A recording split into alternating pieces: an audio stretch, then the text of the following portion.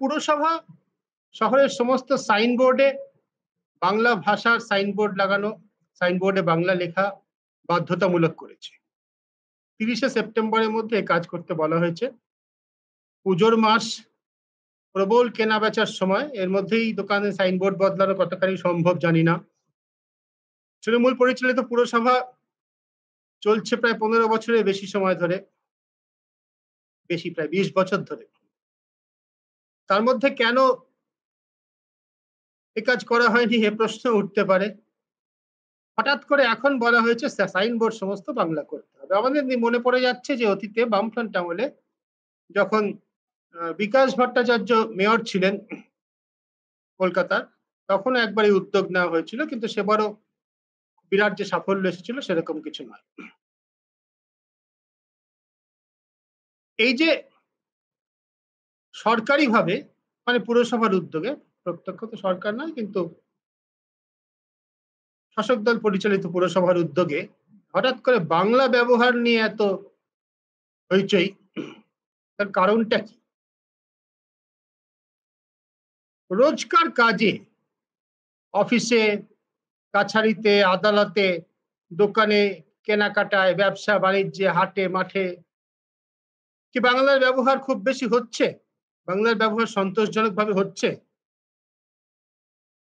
আমাদের প্রত্যক্ষ অভিজ্ঞতা অন্তত কলকাতা শহরে কি বলে? আমি আজকে সকালের কথাই বলছি। আজকে সকালে ডিপার্টমেন্টাল স্টোর যেগুলি হয় সেরকম একটি ডিপার্টমেন্টাল স্টোরে সল্টলেকে আমি গিয়েছিলাম। ছোট, খুব বড়, বিশাল বড় মল কিছু নয়। আমি গেছিলাম সাধারণ কিছু কেনাকাটা করতে, এই ডাল, ছোলা ইত্যাদি। কাউন্টারে যিনি বসেছিলেন, প্রায় কিশোরী বলা চলে, 20-এর আশেপাশে বয়স হবে। তিনি বাংলাতে কথা বললে প্রতিটি কথার উত্তর হিন্দিতে দিচ্ছিলেন। অমুক জিনিসটা কোথায় পাবো? একদম পিছে হ্যাঁ সাব, এ হচ্ছে তার উত্তর। দেখা গেল তার এক সহকর্মীর সঙ্গে কথা বলার সময়, একটু বয়সে বড় এক মহিলা সহকর্মীর সঙ্গে কথা বলার সময় তিনি বাংলা বলছেন। আমি তাকে জিজ্ঞাসা করলাম, এরকম কি কোনো নির্দেশ আছে ম্যানেজারের কাছ থেকে, মালিক পক্ষের কাছ থেকে, যে বাংলা কাস্টমারের সঙ্গে হিন্দিতেই কথা বলতে হবে, বাংলায় কথা বলা যাবে না? তো তিনি উত্তর দিলেন, না, এরকম কোনো নির্দেশ নেই। আমি তাকে জিজ্ঞাসা করলাম, তাহলে আমি যখন বাংলাতে কথা বলছি, আপনাকে বাংলায় প্রশ্ন করছি, আপনি হিন্দিতে উত্তর দিচ্ছেন কেন? আপনার কি নিজের ভাষাটা উচ্চারণ করতে লজ্জাবোধ হয়? যার ক্ষেত্রে বোঝা যাচ্ছে না, আমার ঠিক আগে একজন কাস্টমার ছিলেন, একজন মহিলা, ওই চেহারা দেখে মনে করার কারণ আছে সম্ভবত উত্তর পূর্ব ভারতের। তিনি হিন্দিতে কথা বলছিলেন, তার কথার উত্তর হিন্দিতেই দিচ্ছিলেন দোকানের লোকেরাও।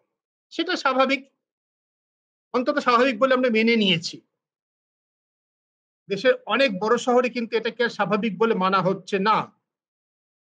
ব্যাঙ্গালোরে কিন্তু এই ধরনের জায়গায়, ছোট শহরে, শহরের উপকণ্ঠে অন্তত, ক্রেতাদের বলা হচ্ছে আপনারা কানাডায় কথা বলুন।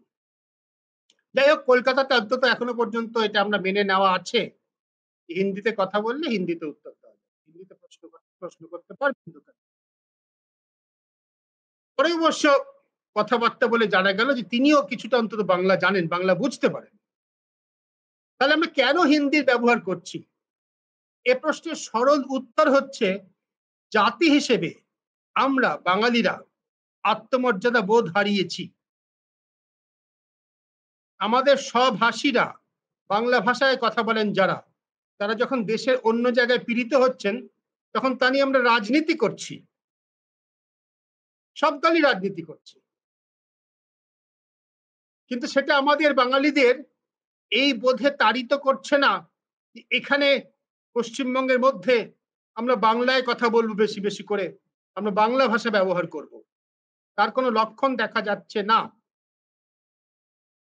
বরং একটা শ্রেণীর মধ্যে, সমাজের একটা অংশের মধ্যে, কলকাতা শহরে অন্তত আমার আশেপাশে আমি যা দেখতে পাই, স্পষ্টই দেখতে পাই, হিন্দিতে কথা বলা যেন কিছুটা অতিরিক্ত গৌরবের ব্যাপার। এমনকি বাঙালিদের মধ্যেও আমি বলছি, কিন্তু যারা হিন্দি মাতৃভাষা তাদের কথা আমি বলছি না, আমি যাদের বাংলা মাতৃভাষা তাদের কথা বলছি, তাদের মধ্যে যেন হিন্দিতে কথা বলা একটু বাড়তি গৌরবের ব্যাপার, এরকম একটা ভাব মাঝে মাঝে চোখে পড়ে। কারণটা আমি যেটা বললাম, আপনারা অনুসন্ধান করে দেখতে পারেন, তাই কিনা জাতি হিসেবে আমরা দীনতার সাধনা, হীনতার সাধনা, আত্মমর্যাদা বোধ হারানোর সাধনা বেশ কিছু কাল ধরে করে চলেছি। তৃণমূল কংগ্রেস আমলে এর বারবারন্ত হয়েছে, কিন্তু এর শুরু বামফ্রন্ট আমলেই হয়েছে, বামফ্রন্ট আমলের শেষের দিকেই হয়েছে।